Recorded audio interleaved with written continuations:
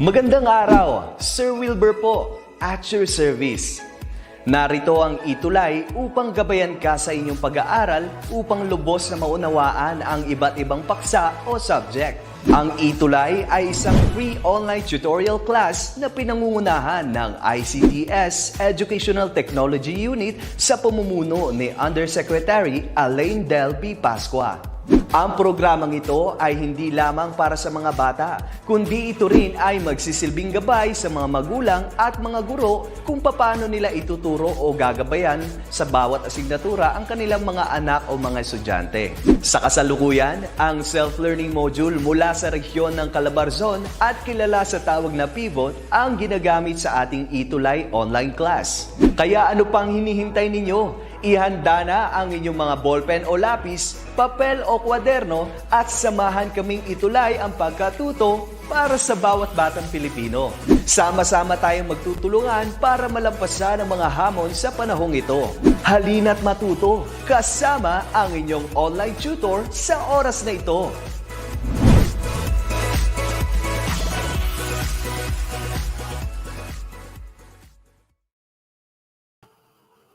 Good morning, young entrepreneurs! Welcome to ETUlay, your free online tutorial platform facilitated by excellent and inspiring educators to guide you to another level of learning experience. This online tutorial will also help your parents to guide your studies right at the comfort of your homes. Good morning to our Schools Division Office here in Olongapo City, to our dedicated Superintendent, Madam Lainey Cunanan. Happy birthday po sa inyo! And to our ASDS, Dr. Mylene Minimo, our Education Program Supervisor in EPP, TLE, TBL, Mr. Jonathan Bada, and our Public Schools District Supervisor, Mr. Allen Tuyogon, to our very supportive School Principal, Mr. Samson Buturon, and to my Group Head in TBL, Mr. Richelle Quinto, and to all our faculty at New Cabalan Senior High School, good morning. Good morning, learners and parents from Luzon, Visayas, and Mindanao. This is your birthday boy, Tutor Wax from SDO Olongapo City, na nagsasabing, huwag gawing komplikado ang pagkatuto, gamit ang hashtag itulay ang entrep, itulay mo. So, get ready your modules and join me learn the world of business opportunities in entrepreneurship. Okay, magandang umagang muli kay Ma'am Mira na ating masugid na tagapagsubaybay tuwing Friday no, sa pag-aaral po natin ng entrepreneurship. Good morning kay Princess Myril Oray. At of course, no, sa ating pong kaibigan from Dalis Elementary School, kay Mike Edward. Magandang araw po sa inyong lahat at maraming salamat po sa inyong pagbati sa aking kaarawan. Good morning din kay Brenda Bahas at kay Pablo Lisa. Okay, we are now in our quarter 4, week 5. Okay? And we will still demonstrate understanding of the 4 M's of operations, but ang ating focus po ng ating lesson tutorial for this week is about recruiting the qualified people for one's business enterprise. So dyan po iikot ang ating talakayan for this week. No? Tayo po ngayon ay magre-recruit ng mga qualified people for our business. Okay? Good morning again to Maricar Dimas, watching from Anuling Integrated High School in Cavite. So samahan po natin ang ating mga taga-subaybay. Samahan niyo po ako no, sa pag-aaral po ng ating module. So kunin niyo na po ang inyong mga ballpen, ang inyong mga papel at ang inyong mga self-learning module para sa pag-aaral ng ating lesson for this week. Okay, before that, no, let's have a review. No, mag-review po muna tayo. Okay? So napakita ko na ba yung ating lesson, no? Ang ating pong tututukan this week. We are going to recruit qualified people for one's business enterprise. Okay? Now, let's have a review. Nung nakaraang linggo, ano ba yung ating napag-aralan? Si Ma'am Mira, naalala mo pa ba ang ating napag-aralan last week? Naalala niyo pa po ba? Okay? So last week, sa ating pong review, no, na-discuss po natin ang patungkol sa value chain. Okay? So we define what is value chain. So again, a value chain is a set of activities that a firm operates and perform in a specific industry in order to deliver a valuable product for the market. So isa po yan sa ating naging talakayan last week, no, about value chain. Tama si Ma'am Mira, naalala pa po niya ang ating lesson last week. It's all about value chain and supply chain. Okay? So value chain was founded, no, by the modern strategists, and one of the world's most influential thinkers on management and competitiveness. Sino po siya? Siya si Michael Porter. Okay, so siya po ang founder ng modern strategy. So remember po yan. Kung hindi po dahil sa kanya, no, wala po tayong napag-aaralan about value chain. Okay? And of course, last week, no, diniscuss din po natin ang about sa supply chain. So ano po ba yung supply chain? So dinifine din po natin siya. Supply chain is the network of all the individuals, organizations, resources, activities, and technology involved in the creation and sale of a product. Okay? So this supply chain, no, is the network of all the individuals, organizations, resources, and activities, technology involved in the creation of sale and a product. So while supply chain involves all parties in fulfilling a customer request and leading to customer satisfaction, yung value chain na discuss po natin kanina is a set of interrelated activities a company uses to create a competitive advantage. Good morning po kay Sir Jester, Tutor Jester, na nasa Batangas ngayon, nag-aasikaso ng ating pong field trip. Okay, thank you, Sir Jester.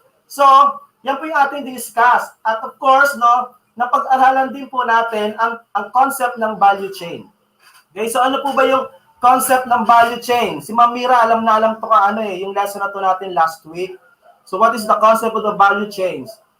So the concept of the value chain comes from a business management perspective. Okay, so kung kayo po sa college ay mag-aaral ng business management, isa ito sa tinatalakay.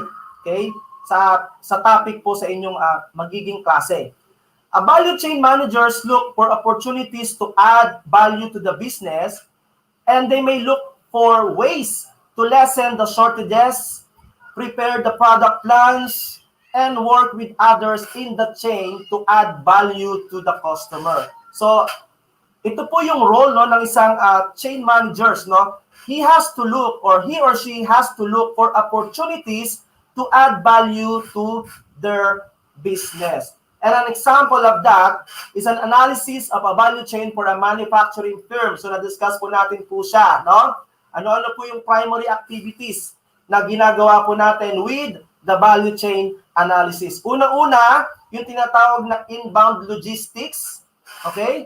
We have the operations, the outbound logistics, marketing and sales, and the service. So yan po yung primary activities ng value chain, no? Sa case po ng isang manufacturing firms. And the support activities with the value chain concept are procurement, technology development, human resource management, and firm infrastructure. Okay? And sa topic po natin this week, okay, dito po sa support activities, which is the human resource management, dito po natin kukunin, okay, ang ating highlight ng lesson po natin for this morning, which is recruiting the right people for one's business enterprise. Okay? Also, no, last week, diniscuss po natin ang concept ng supply chain. Okay? So what are the fundamental steps of a supply chain in order, no, for you to understand, no, this concept? Una-una is the sourcing of materials. We have to refining those materials into basic parts, combining those basic parts to create a product. Order fulfillment or sales, then the product delivery, and customer and return services. Okay? So with supply chain management, This is an important process for companies which involves many links at large corporations. For this reason, remember, supply chain management requires a lot of skills and expertise to maintain. Okay. So, good morning po kay Sir Leo. Salamat po sa pagbati. And of course, no, sa ating pong active na estudyante, no, for this lesson, si Ma'am Mira, yes, no, human resource management po ang responsible sa pag-recruit ng manpower. Okay, so yan po yung ating tatalakayin for this week, no? And today, no, ipapakita po natin ang mga possible activities when we do recruitment of our manpower. So, we are all set. We have the product or service. We have the supplier for our raw materials for production. We understand the value and supply chain. Is there something missing? Meron po bang kulang? Yes, meron. And that is your manpower. Okay? So this will not work without your manpower. Yan po yung sinasabi ni Mira kanina, no? Human resource management po is the one who is responsible sa pag-recruit ng ating mga personnel. And this is one of the exciting part of putting up your business. So come on, no? Let's recruit the right people for your business. Take a look from this video, an activity in recruiting people for employment. So I want you to take a look for this video.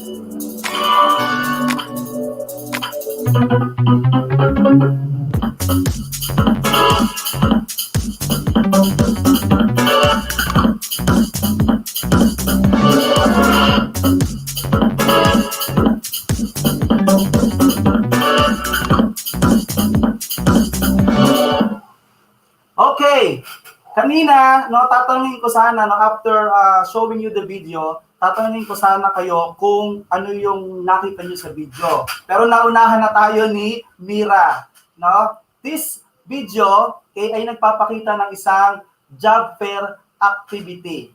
Okay? So ito po ay job fair activity na kung saan, no, this is one of the activity na ginagawa ng ating human resource management, no, para mag-hire po tayo ng mga magiging tao natin sa ating business o sa ating pong company. Okay? So, palawakin pa natin, no? Why do we need to recruit the right people for our business? Okay? So, to recruit the right people is getting harder and harder. Companies today are growing bigger in quality and in quantity. And checking out the human resource tips, no, is important, no, for you to recruit the right people for our business. So a human resource process is certainly not easy, no, hindi madali ang paggawa ng activity para po sa pagpili natin ng tamang tao sa ating mga negosyo. Doing it the right and the best way is how you can catch the best fish in the sea. Okay? Surely, you don't want to waste time, efforts, and money by choosing the less suitable people for the jobs you offer. And you don't want to waste anyone else too, no? Ang hirap naman, no, tayo pipili ng tao, mag-a-accel lang po tayo ng time, mag-a-accel lang po tayo ng pera, pero maling tao pala ang ating makukuha. So you must always get the best and not settle for less. A lot of people are hunting for jobs. Ang dami. Lalo ngayon, no, ang daming naghahanap ng trabaho. Kasi nung time ng pandemic, no, kung ating pong babalikan, ang dami pong mga company ang nagsarado at nagbawas ng mga tao. At ngayon, sa pagkakataong ito, unti-unti nang bumabalik at nabubuhay, no, ang ating mga negosyo. Kung kaya, sa pagpili ng tamang tao, napaka-importante, no, na ang pipiliin po natin ay akma o naaayon sa need ng ating mga negosyo. So,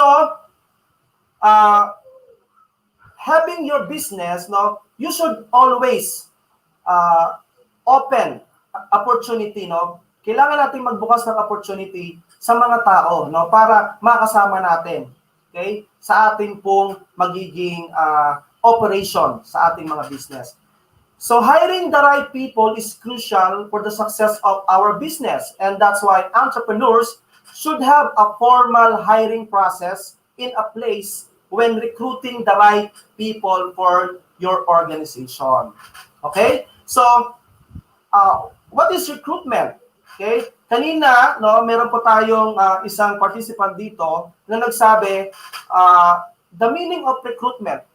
So what is recruitment? So sabi ni Edward, recruitment defines the action of enlisting new people to join in the organization.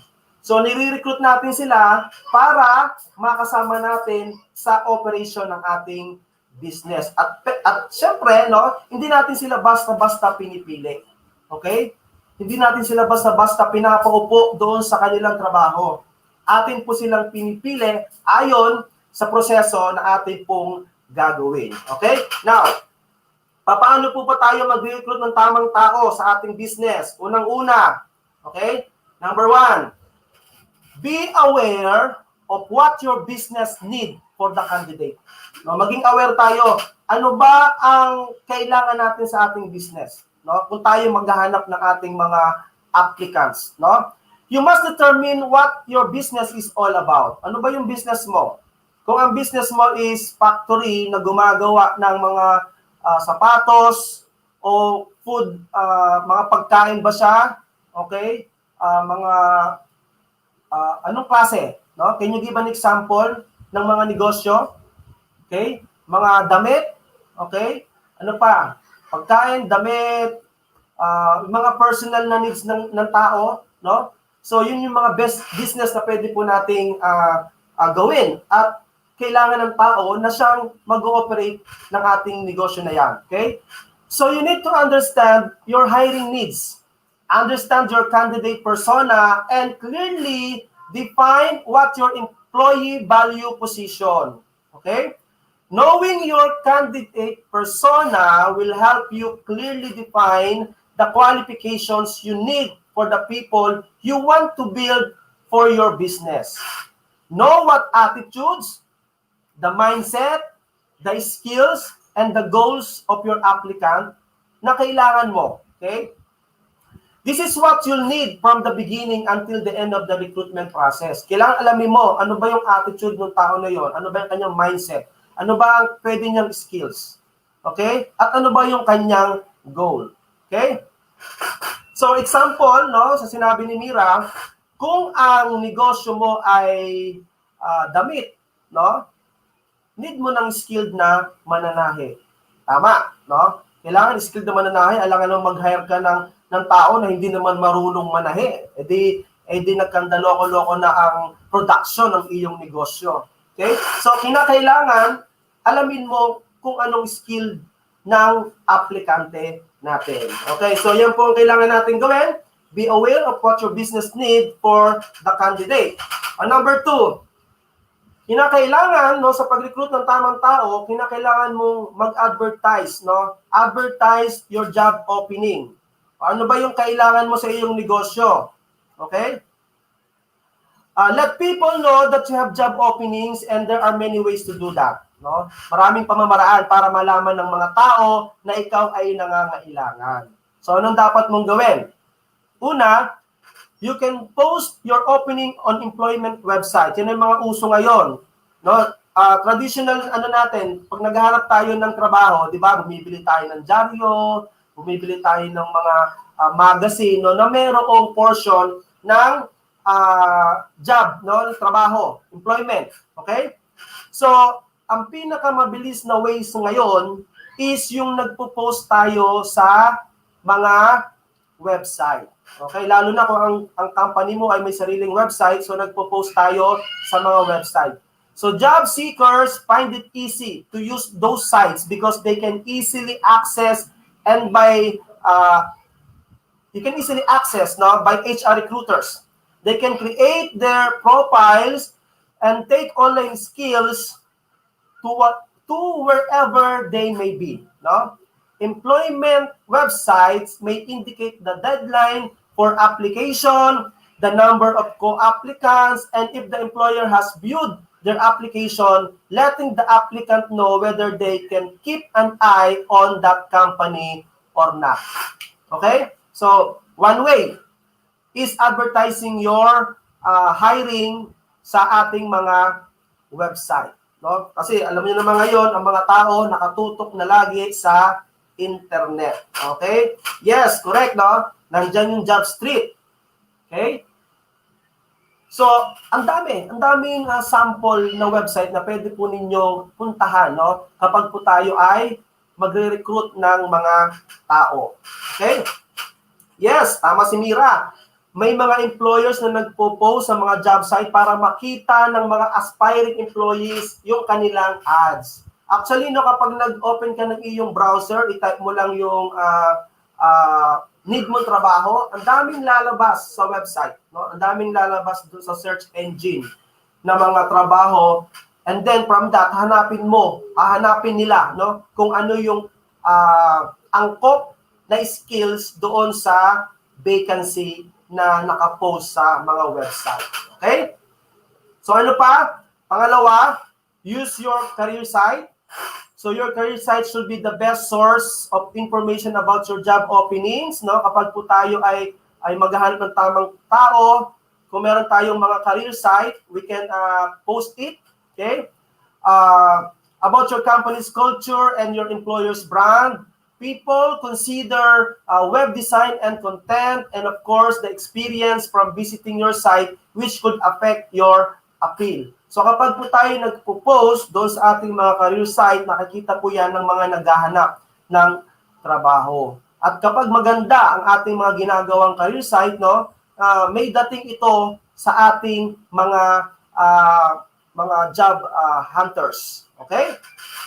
Pangatlo, implement referral programs, no? Ikaw as entrepreneur, no, as businessman, you can implement a referral programs wherein employees in your company surely know what your company is all about, and they're the perfect people to suggest potential co-employees. They most likely have colleagues in the same field, so it's another way to recruit, no? Yung mga magre-refer. May kilala ka ba na skilled na pwede mong ipasok dito sa ating organization? Okay, so yan po yung tinatawag na referral. Ang mahirap lang pag nagre-refer, no, yung ni-refer mo, biglang nagloko. Okay? So, when we are referring a certain person sa ating pong organization, make sure na kanina, no, nabanggit po natin, alam mo yung attitude niya, okay? Meron ba siyang mindset, may goal ba siya, may skills ba siya. Okay? Para hindi ka rin naman mapahiya. Okay, what else? Pang-apat, by joining a job fair or conduct a career day, kanina na ipakita natin sa video, in our school at New Cabalan Senior High School, when we do our entrepreneurship, no, culminating activity and work immersion, no, we conduct job fair, no, to give opportunities sa mga naghahanap ng trabaho. Okay? So, be a bit financially costly, no, since you might go to schools and other locations to set up a booth. It allows you to have an instant face-to-face encounter with interested applicants who might have questions. Okay, so kapag po tayo pupunta sa mga job fair, nung wala pang pandemic, no, it's face-to-face. No, pipila ka doon, marami kang pwedeng pasahan ng mga resume mo, no, sa bawat booth. Madami. So madami kang opportunity na pwedeng makuha, no, sa paghahanap ng trabaho. Okay? But now, because it's pandemic, so ang ginagawa is online. And in our school, no, one of our activity is the Virtual Trabaho Fest. No? Yan po yung program ngayon ng New Cabalan Senior High School. Na hopefully, na makakuha tayo ng mga graduate ng senior high school, no, para doon sa mga naghahanap ng trabaho. At kung ikaw, no, ay merong negosyo, maaari kang dumalo o mag-participate sa isang job fair, no, para hanapin o makita ang mga tamang tao sa ipuput up mong mga negosyo. Okay?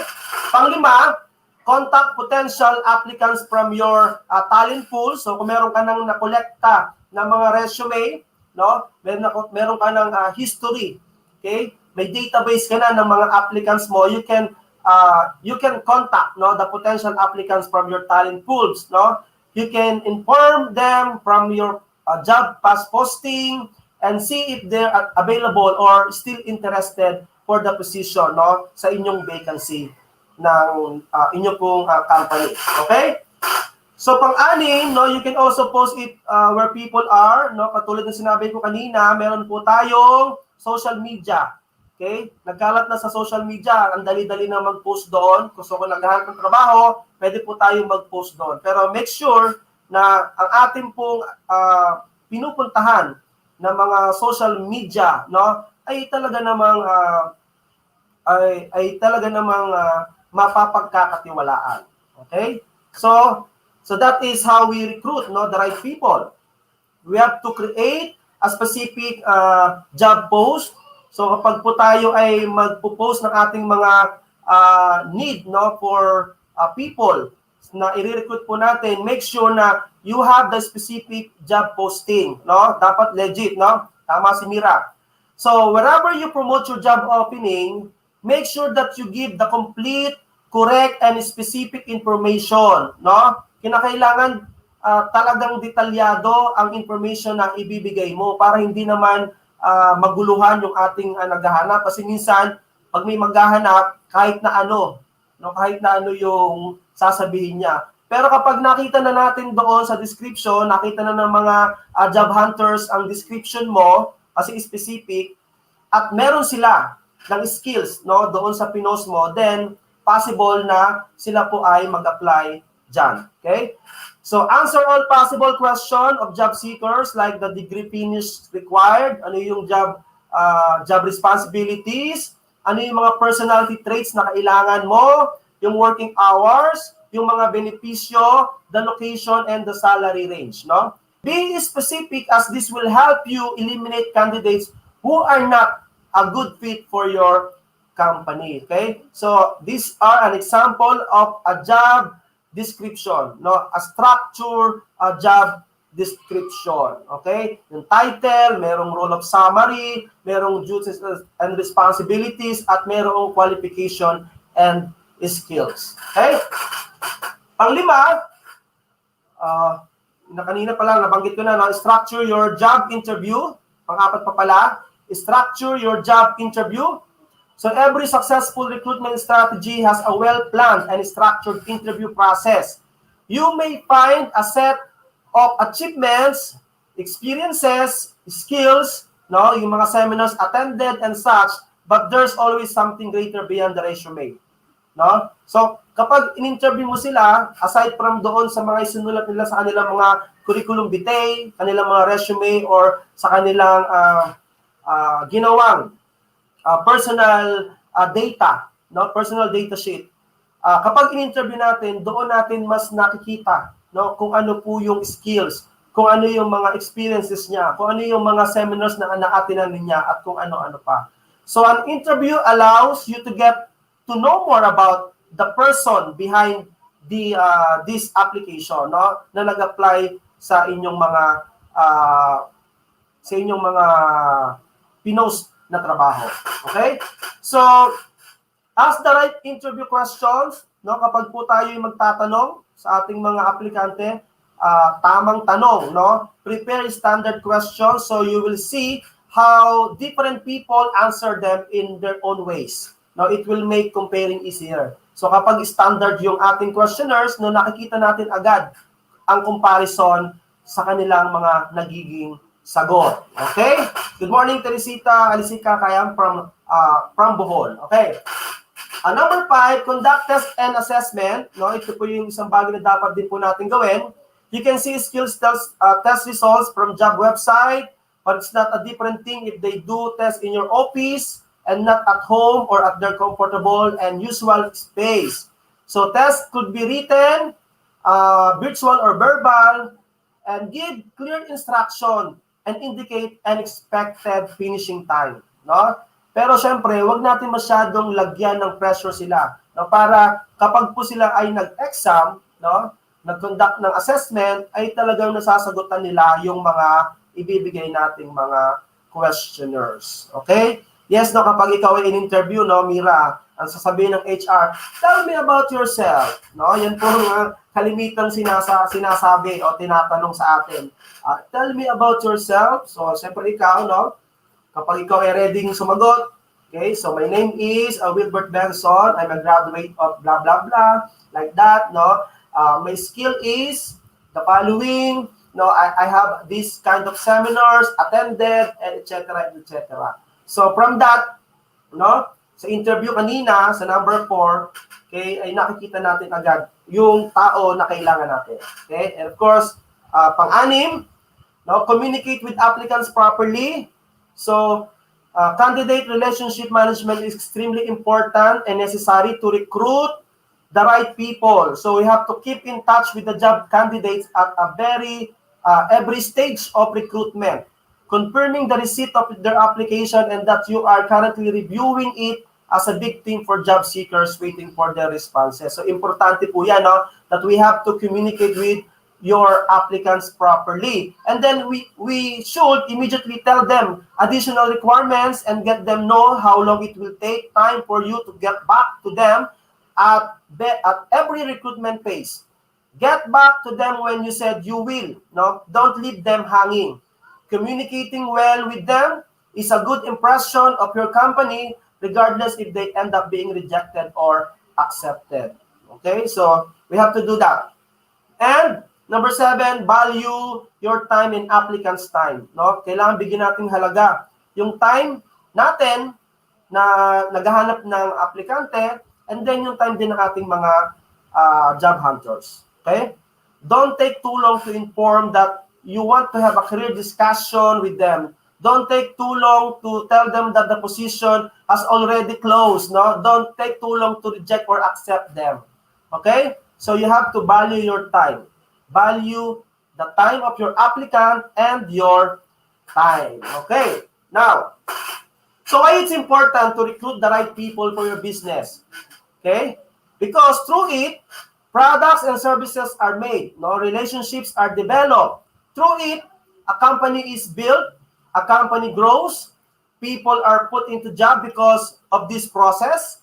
And it's very important because it is how the people making up the company's body are found. No? So in recruiting, no, remember, you must not just aim to fill the vacancy in your company, but to fill the weak spots and place people that be helpful and effective in strengthening them. So recruiting the right way is getting the best people for your company and getting the best jobs for your potential employees. Okay, so remember po yan. Yan po yung mga reason why we recruit the right people for our business. Now, in our enrichment activity, okay, get ready everyone. In our enrichment activity, no, Let's answer the following question. Check the correct answer. Okay, number 1. All of the following are the tasks of the Human Resource Department except except allocating jobs on the production line, advise managers on the best pay and salary systems for staff, induction training of new staff, disciplining staff who breaks company rules. Okay, ano sa palagay niyo ang sagot? Okay, let's have 30 seconds to answer that. All of the following are tasks of the Human Resource Department. Ito yung mga ginagawa ng Human Resource, no? Except sa isa. Ano sa palagay nyo sa 4 na yan ang hindi nabibilang sa task na ginagawa ng ating mga human resource? Okay? Can you answer that? Okay. If your answer is allocating jobs on the production line, no? Yan po ang tamang sagot. Okay? So hindi na po trabaho ng human resource, okay, ang pag-allocate ng mga trabaho sa production line. Okay? Ibang ano na 'yon, ibang department na. Okay? Next question. In recruiting and selecting new staff, which is the correct order of tasks? Okay, ano sa palagay niyo ang tama dito, no? Na order ng task. Interviews, job advert, selection, prepare job specification, selection, job specification, job advert, job specification, job specification, job adverts, interviews, selection, job advert, selection, interviews, prepare job specification. So, sa palagay ninyo, ano kaya ang tamang sagot dyan? Okay? Ano ang dapat nating checkan? Okay? Kung ang checkan ninyo ay job specification, job adverts, interviews, and selection. So, yan po yung correct order, no, sa pag-recruit at pagpili ng ating magiging tao sa trabaho. Okay? Next, pangatlo, which of the following will not appear on job description? No, ano sa palagay ninyo ang hindi lalabas sa job description? Title of the job, qualifications needed, main duties of the job, department the jobs is in. Okay? Ano sa palagay ninyo ang sagot?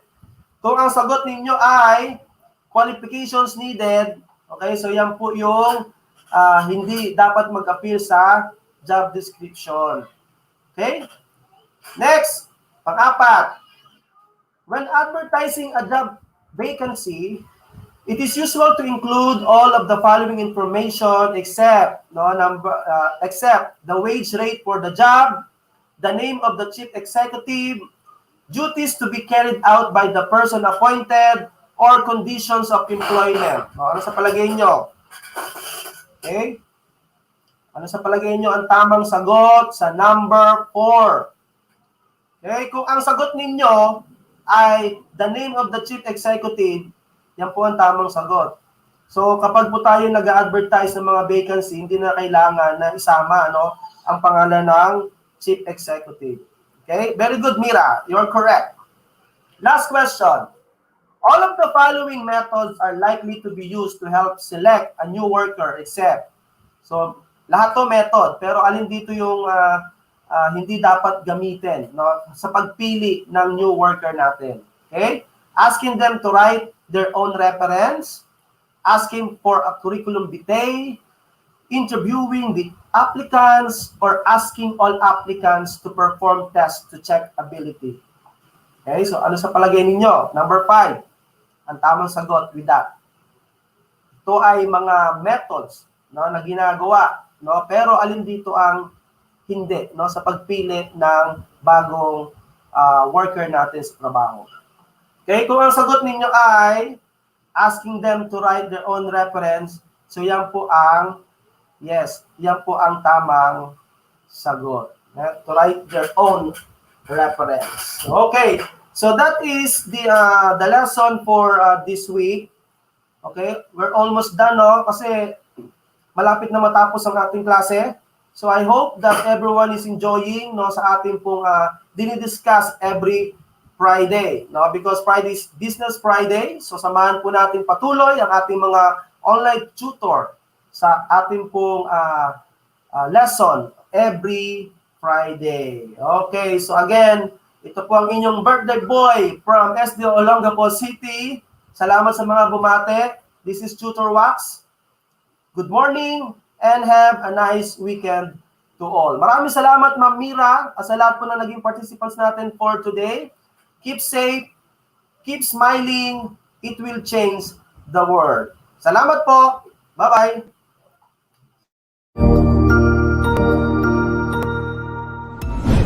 Sigurado ako na marami ka na namang natutuhan sa ating ETUlay tutorial session ngayong araw. Tandaan, ito ay hindi lamang para sa ating mga mag-aaral, kundi pati rin sa ating mga minamahal na guro at mga magulang na kaagapay natin para maituloy ang pagkatuto sa kabila ng nararanasang pandemya. Patuloy ding sumubaybay sa DepEd TV para sa mga araling ginawang video episodes. Mapapanood ito mula Lunes hanggang Sabado, alas 7 ng umaga hanggang alas 7 ng gabi sa inyong mga telebisyon. Abangan sa Lunes mula 1:00 ng tanghali ang iba pang aralin sa ating ETUlay free online tutorial session sa Science. I-like and subscribe at manatiling nakasubaybay sa ating ETUlay tutorial session sa DepEd Edtech Unit FB page at Educational Technology Unit channel sa YouTube at sa DepEd Tayo at DepEd Philippines social media accounts. Paalam!